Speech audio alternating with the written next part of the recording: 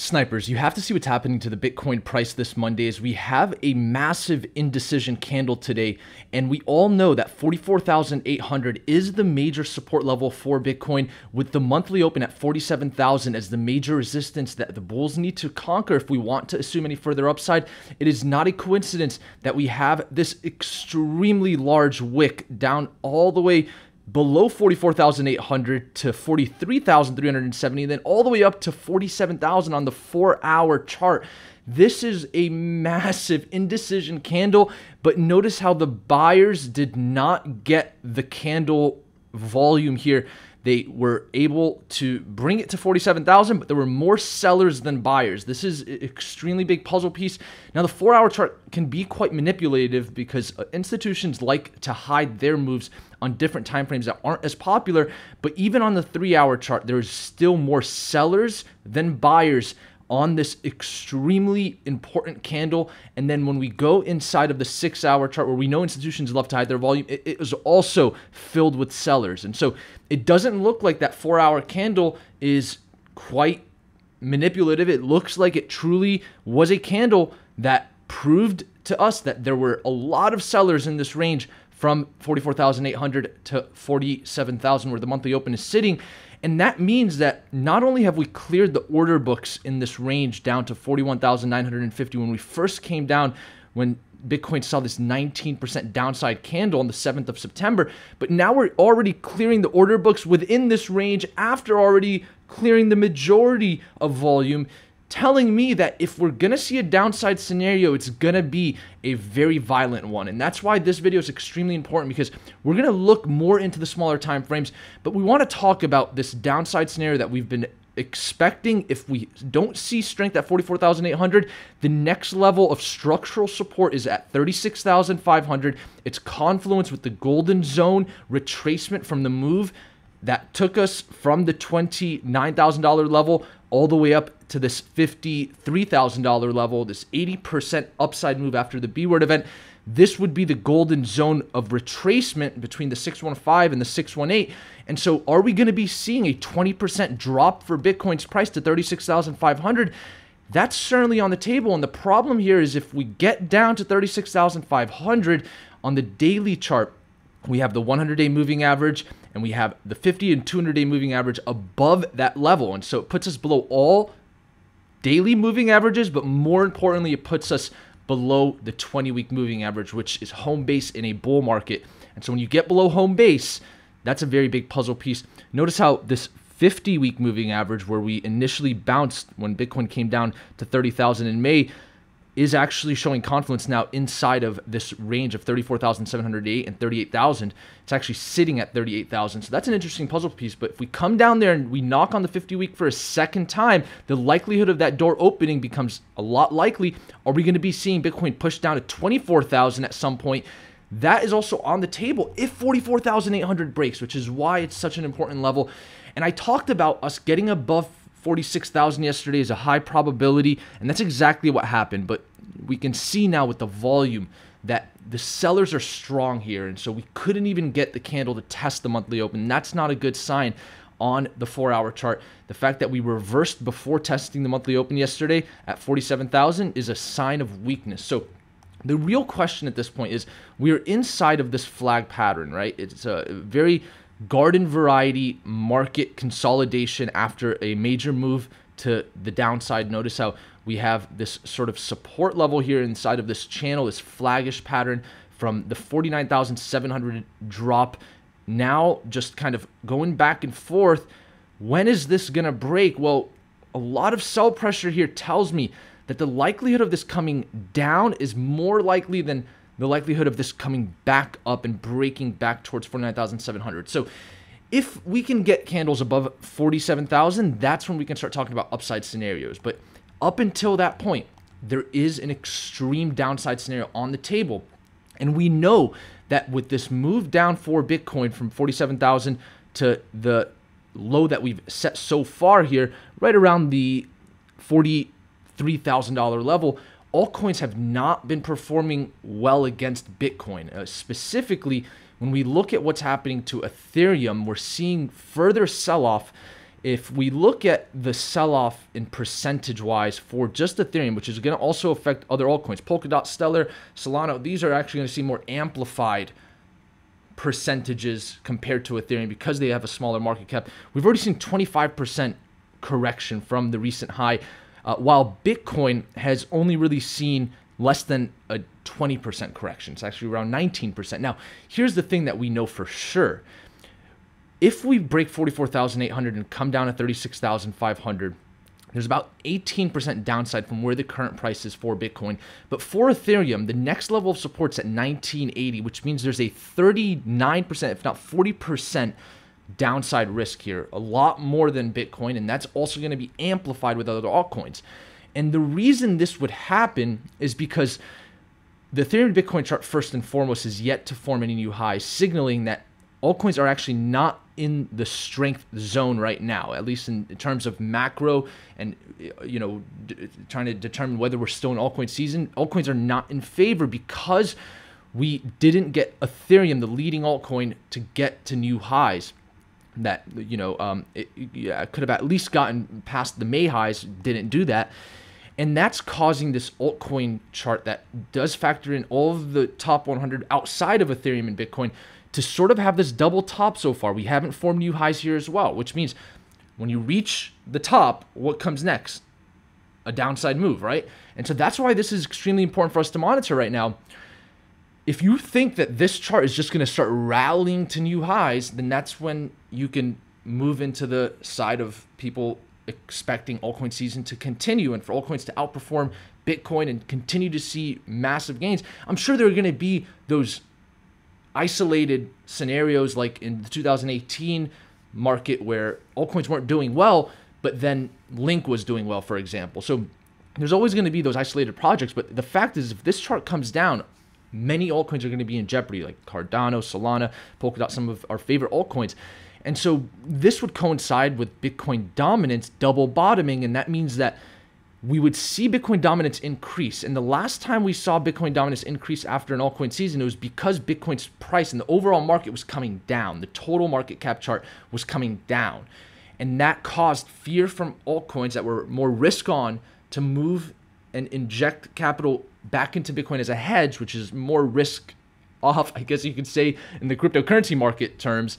But when it comes to traditional markets, this is a little bit different because the DXY pushes up, which means that institutions are less apt to have their capital in more risk-on stocks and so forth that have high PE ratios, for example, and they'll move into other things like commodities, for example, like gold, which is actually showing strength while the DXY is also showing strength. So that would be a big, big piece of the puzzle to assume that maybe there is a little bit more time before Bitcoin can see some new all-time highs. And if the Bitcoin dominance does double bottom, it would do exactly what the DXY did so far and double bottom and get above its 20-week moving average, which means now it's basically started the race to the upside. This is home base. When you're above the 20-week, you're in a bullish trend. DXY's already been in that phase. Bitcoin dominance hasn't. We're still below the 20-week moving average. But if this changes, that's a big deal. And that's why we've been monitoring this so closely. So if this comes up, I believe it's only going to be because cryptocurrency market total valuation is coming down. And that would be the narrative that we could attach to why Bitcoin dominance would come up. And so that's an important piece of the puzzle for us. We're going to cover traditional markets as well. The revolving parts are a little bit stale today, so they're not going to give us as much indication. But let's just first really talk about Bitcoin right now in this extremely important range on the more smaller time frames to determine what we're seeing right now and what the likelihood is of us breaking to the upside above 47,000, or if this $44,800 level is truly going to break here. So on the hourly, notice how we try to test the bulls by bringing in a lot of buy pressure here that took us all the way to 47,000.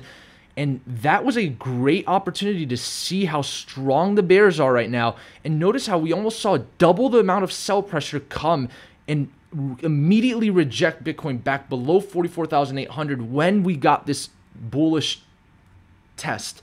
of volume coming in finally. I think it was the most amount of volume on the hourly that we've seen since this push down. And that proved that there is certainly a lot of sell pressure here, and they don't want it above the monthly open right now, which is at 47,000. Now look what's happening. Because this happened, this is signaled to a lot of retail traders that, okay, there might be more downside, and now 44,800 is acting as a resistance. So the question is this about to break in the next few minutes, the next few hours? I mean, that's certainly a possibility here on the Snipers channel when you're at a major level on our charts, which are always depicted in the red. And I get these levels based on different gaps, based on different weekly closes from candle highs and candle lows where we've seen a lot of volume. I look at the volume profile and see where there's accumulation and distribution to determine these major levels that these red numbers have been on our charts for months and months and months, right? So it's nice to see Bitcoin come and follow the rules when they reach these levels, but now it's a resistance. And so that tells me that 41,000 950 is next, but we've already cleared volume here in this range.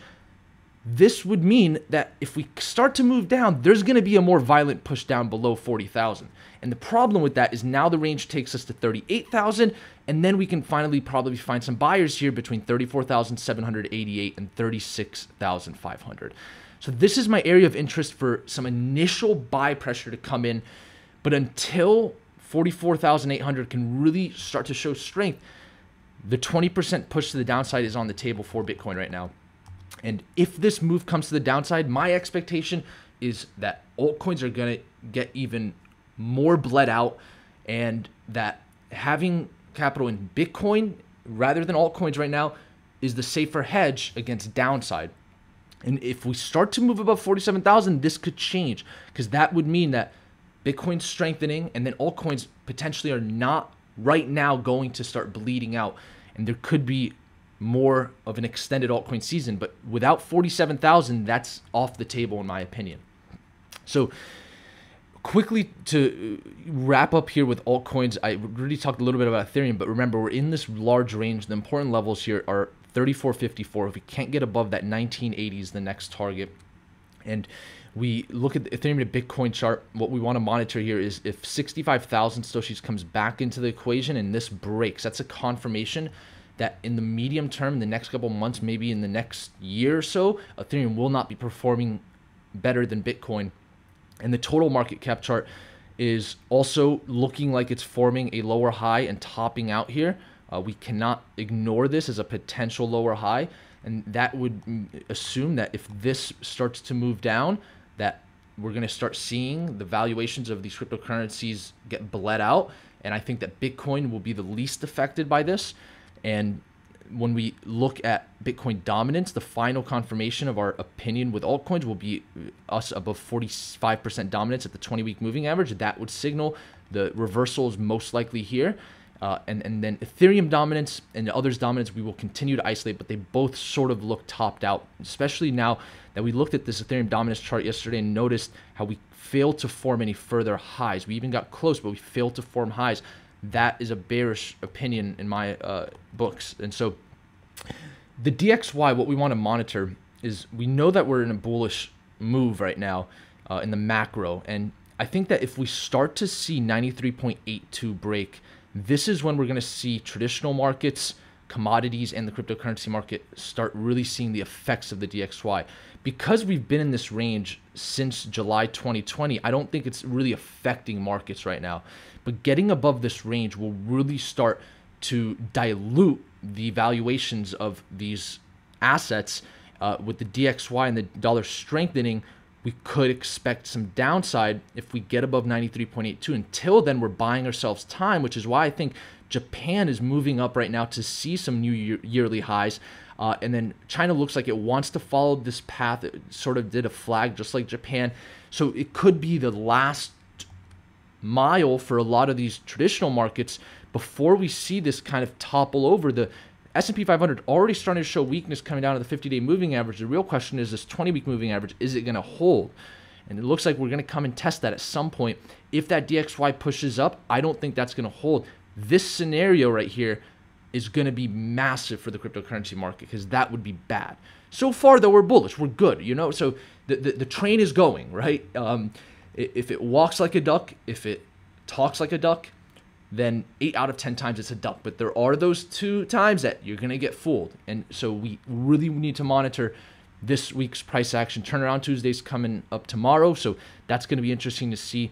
But traditional markets, I would say, are stale right now, but are in a very sensitive area with the DXY strengthening on a more macro viewpoint. And so let's monitor what happens to Bitcoin here. Just to summarize what I have been preaching here, 44,800, if it can't hold, I'm expecting 36,500 potentially as the first level of area of volume that we could see. If we get above 47,000, we can start changing some of these puzzle pieces and dynamics that we're assuming. And I hope you guys enjoyed today's analysis. Thank you all for tuning into the Snipers channel today. Until next time, Snipers out.